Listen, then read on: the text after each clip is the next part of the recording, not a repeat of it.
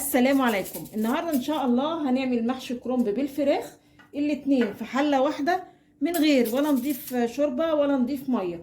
هنسوي المحشي بطريقه القمر. تعالوا بقى نسمي الله ونشوف عملنا المحشي الخطير ده ازاي. اول حاجه هنجهز الكرنبه، وفي الاول لما نيجي نشتري الكرنبه اللي هي تبقى مهويه شويه. بصوا ما تبقاش اللي هي بتبقى مكبسه في بعضها، لان اللي مكبسه في بعضها بيبقى الورق كله جوه ملفوف على بعضه، يبقى صعب ان انت تفككي الورق عن بعضه والكرنبه يعني معانا بتتخضر. لكن نشتريها اللي هي تبقى مهويه كده، وتبقى ايه ما تبقاش تقيله، وكمان بصوا تبقى قرص كده.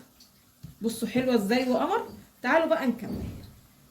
شلت الورق الاخضر كده اللي بيبقى موجود، وبعدين هجيب للراس دي، هجيب بالسكينه كده اعمل فتحات حوالين منها عشان اشيلها، وهشيل الراس.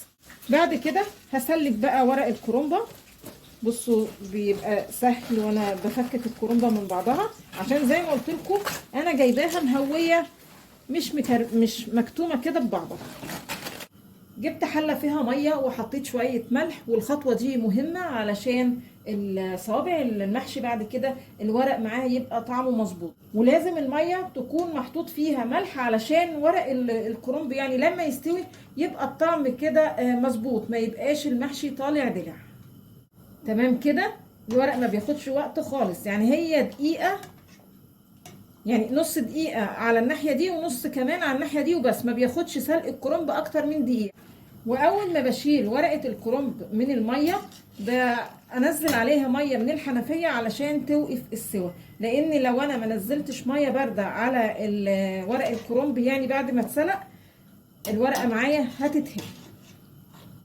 بعد كده هقطع ورق الكرنب. اول حاجه هطبق الطرفين كده على بعض علشان عايزه اشيل العرق اللي في النص بالشكل ده، وبعدين هقسمها كده بالنص، وبعدين حطيت النصين على بعض وابتدي اقطع كده طبعا الاحجام اللي انت عايزاها. في ورق هيبقى متقطع كده من نفسه كده صغير، والورق اللي يبقى بالشكل ده هنقسمها بس اتنين بالشكل ده.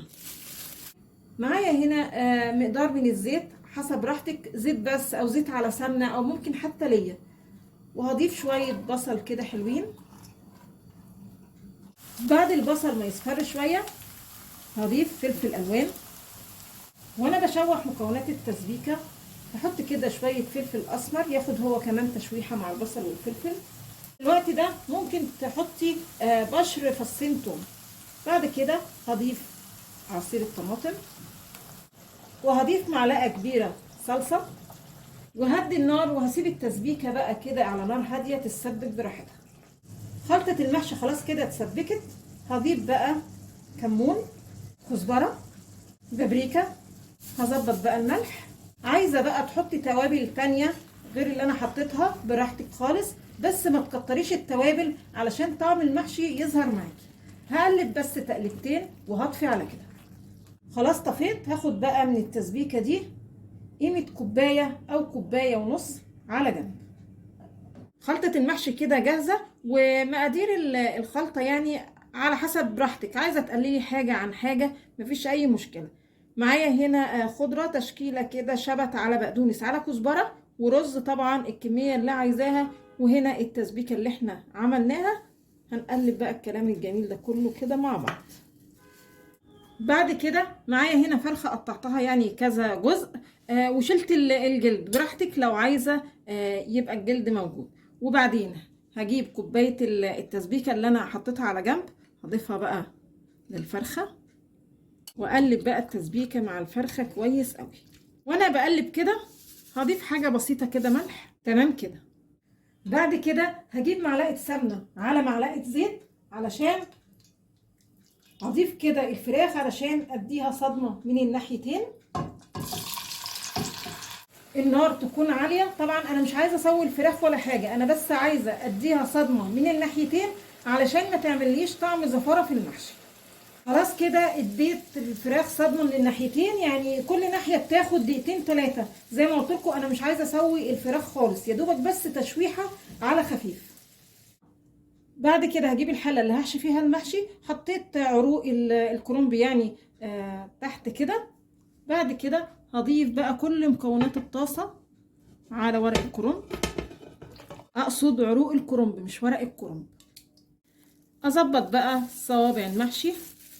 طبعا كلنا بنعرف نعمل محشي، يعني هعمل بس صباع قصادكم. ما نكترش بقى في الحشوه علشان لو حد بيعمل رجيم او حاجه ما ياكلش رز كتير.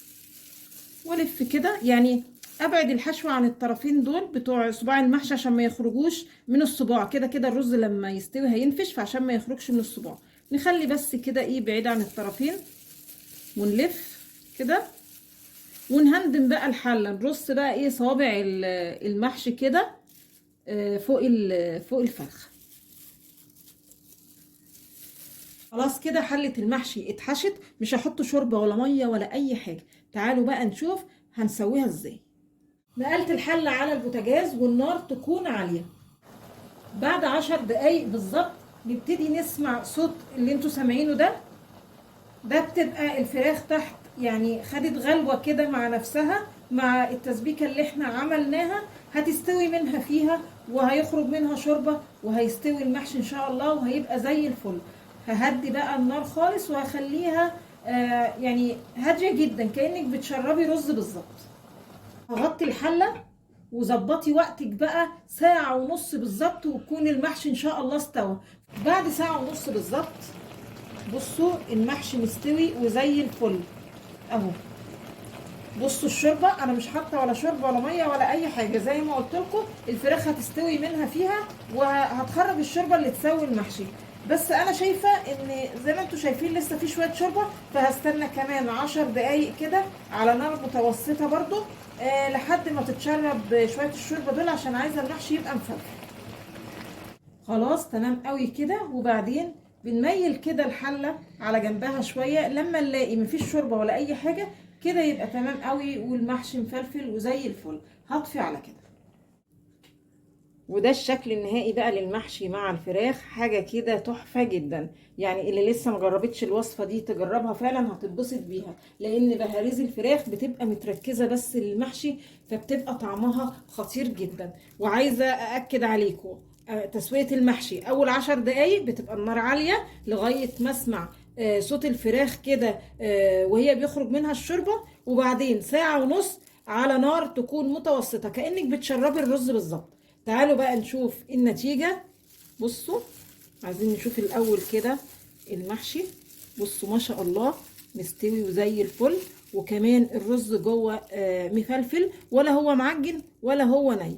وبالنسبه بقى للفراخ عايزه اقول لكم بصوا مهريه خالص. بصوا يعني ما بتاخدش حتى عظم في التقطيع. بصوا بتبقى طعمها روعه. يا رب النهارده الفيديو يكون عجبكم، وانتظرونا ان شاء الله بفيديو جديد، وما تنسوش الاشتراك في القناه.